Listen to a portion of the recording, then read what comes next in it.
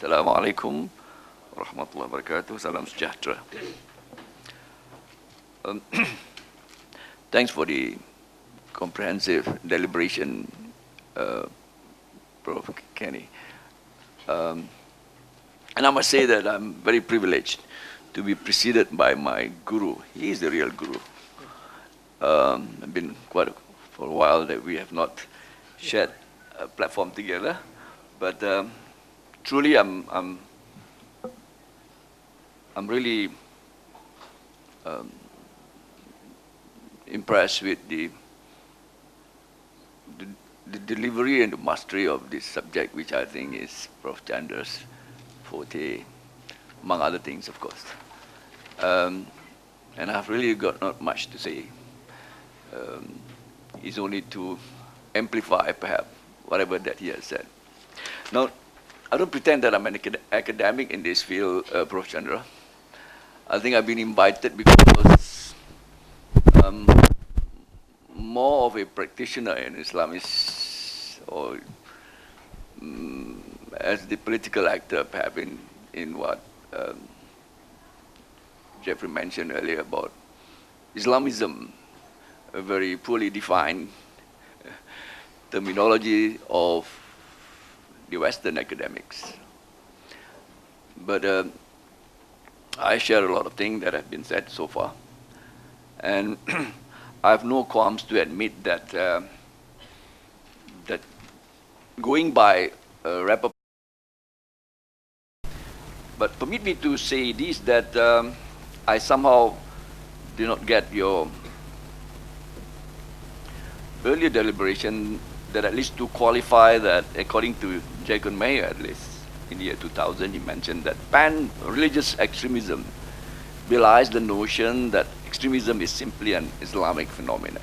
I think somehow you fail to, at least in all fairness, put the bigger picture of what there are in religious terrorism.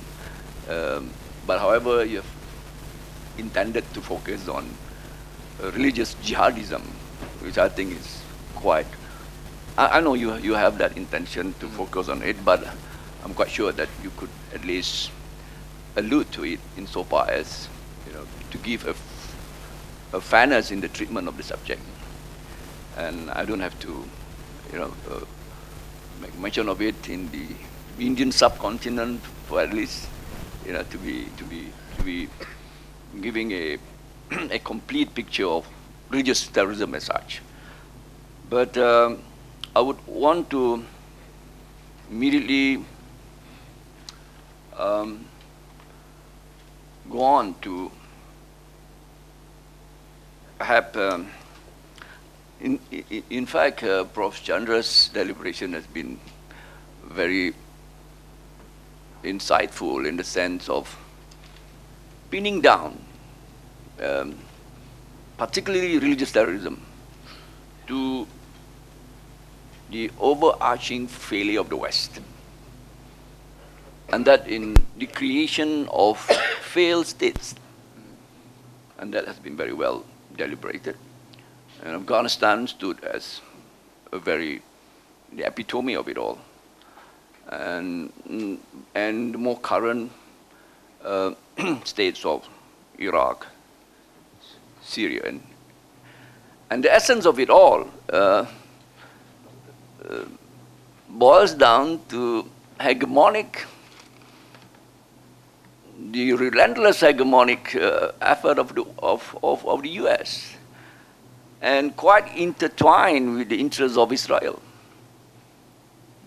The Zionist effort to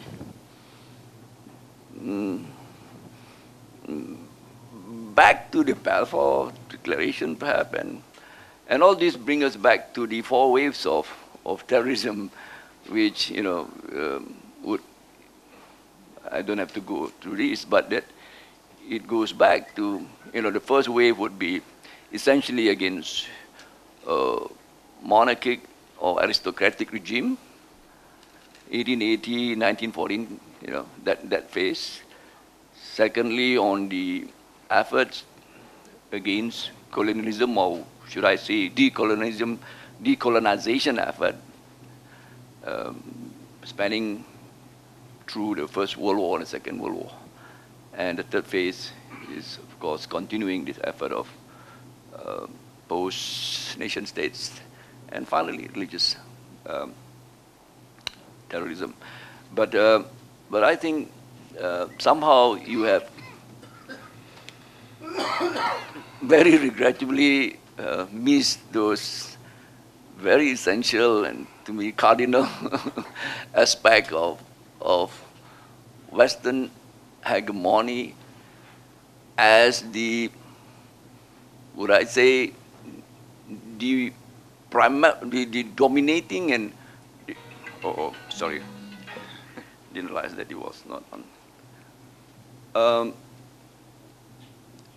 As the etiology of it all, as the causative factor. Yes, it is multifactorial. Yes, phenomena like this would surely be multifactorial, but that is, in essence, I think there must be a fair treatment to that, and how Israel to date is causing this perturbation and destabilization, and of late, the very massive divide and rule and harping on the sectarian differences is so evident and so glaring. And somehow I did not see this being deliberated earlier, and I'm quite sure the dialogue that ensue will really want it to be make a mention, to be deliberated further. I would quickly go on to perhaps allude to Prof. Hoffman's altruism definition of this, which I think is very interesting, because coming from a political practitioner as an Islamist, and I always, have no qualm to say that I'm an Islamist Democrat, to its true form. I would want to believe that I'm one. How this, in fact, to understand the etiology, to understand the causative, or to understand the push and the pull factor. And Malaysia now is right within the radar of this, because we have of late 71 people determined in Malaysia alleged participation in IS, 59 recorded as fighters, 6 died in the course, and first suicide bombers recognized. And of late, a housewife, doing her recruiting effort with one girl at 14 years old, wanting to join the bandwagon of this martyrdom. Now, you see that in Hoffman definition quite glaringly, fit into the bill, fit into the definition of it all, that it would not take you to have any difficulty to understand this, which if I could just paraphrase him, how the political actors, the terrorists, how they have developed a belief system that frames their violent action as necessary to right the wrong, imposed upon a marginalized social or whatever grouping, when peaceful or all political avenues, all peaceful political avenues have been exhausted or have been closed. And finally, the resort is to violence as the only means left to pursue a political agenda that will offer a long sought after justice for an oppressed group. I think that explains it all. That explains why, even without going into the doctrinal aspect of martyrdom, do you find the pull factor of very young minds, who, through the pervasive social media right now, they are able to discern this. And what Prof. Chandra earlier alluded to of the continuing uh, um, carnage, perpetrated by Israel in West Asia, particularly in Palestine, is something that is so evident. And because of that, that altruistic definition of Hoffman fits into this bill of why religious terrorism is so attractive, why this enterprise is gaining traction, and all the more, when intelligent young minds are out to, in the altruistic way, believe that they have to respond to this call for religious imperative, fulfilling their religious imperative or their religious obligation. So we are in this cosmic war, if that is the word that, I think Jacob Mayer yourself as well used the word cosmic war of the good against evil. And it is so difficult, if I may say, that this is a more difficult one, where Islamists has to grapple with drawing the line between what is jihad, that is truly jihad in the sense of establishing justice, from jihad that has come to a point where arm raising is almost like the last resort. So where do you draw that line?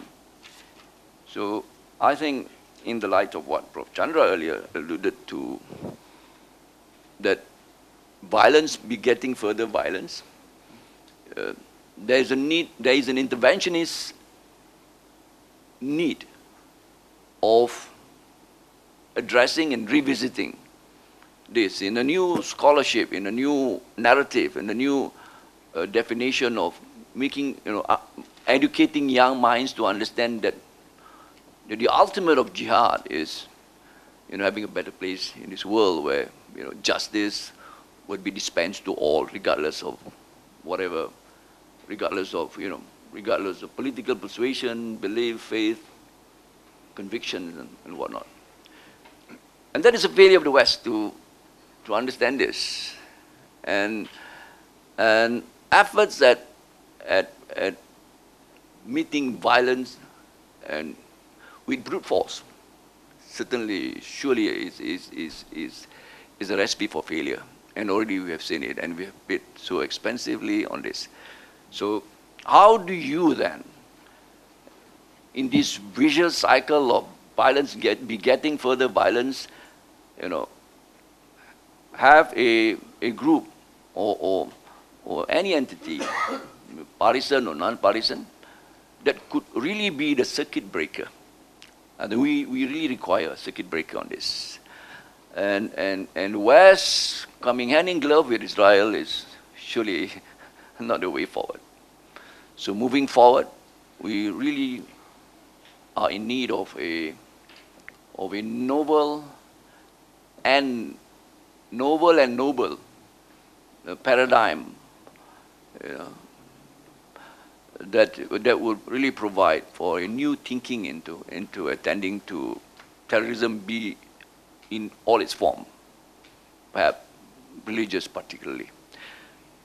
So I have a few other points, but I would want this to be deliberated, perhaps shared through further discussion, and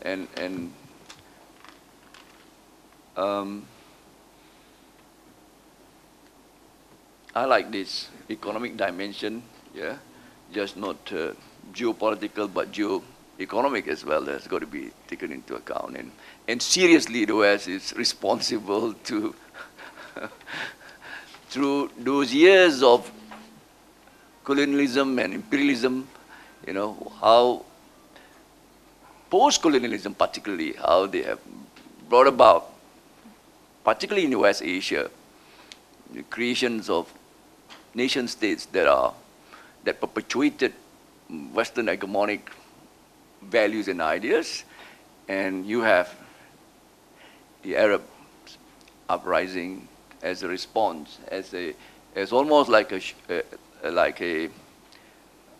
sure response to this, to end these years and decades of marginalization of the greater sectors of the society, and despotic regime.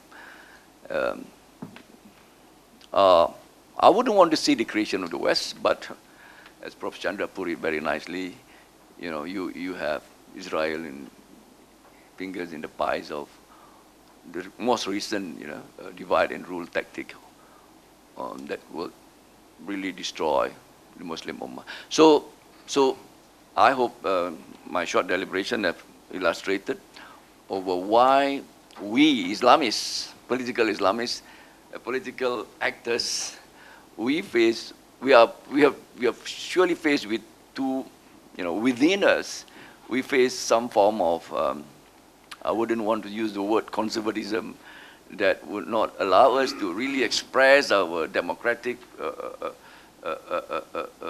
pursuance of anything Islamic within the democratic process, because Islamists are not capable of really truly become democrats because, by the fact that they use doctrines that are transcendental, heavenly, therefore they expect others to just obey and follow.